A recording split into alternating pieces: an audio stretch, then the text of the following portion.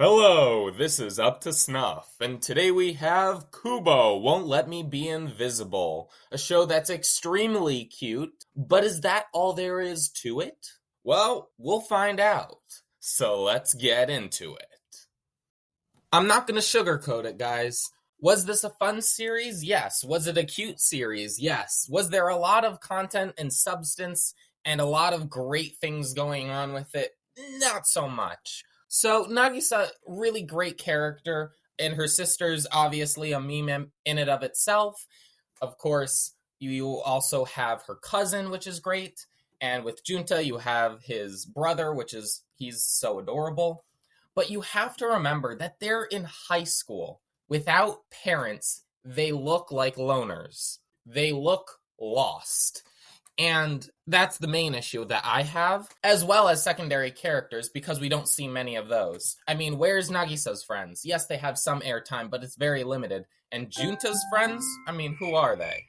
So that's definitely been an issue that I've had that's been consistent throughout the entire show. Now, they need parental figures. Junta has his mother, but that's about all we see, really. So besides that, the first half is a lot of cuteness, which is great. I'm not going to deny that, but it needs substance to go along with it to make it an actual story rather than an explanation. When you have just cuteness or just action, you're setting a precedent for what you want it to be. And if it's only one thing, you're limiting yourself by a lot. This show felt like it was limiting itself in the first half. Now, because of issues with Japan, with COVID, that obviously there was a stoppage of time because this started in January. It's June now, and it's finally ending.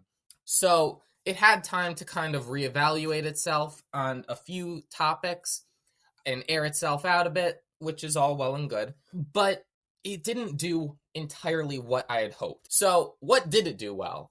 100%, they actually grew the connection a lot more to what I had planned, where they're going out together, whether it's as friends or as a couple. That remained to be seen. They think of it as one thing. They'll say it to each other as another because, they're young and they don't want to admit anything because that's what kind of show it is. Kind of like Teasing Master Takagi-san or last year's Aharin is Incomprehensible. Yes, I remember that. And, you get a little bit of those shows in this, and that's fine. But this show kind of made itself a little bit unique with the premise, which is the main guy being invisible.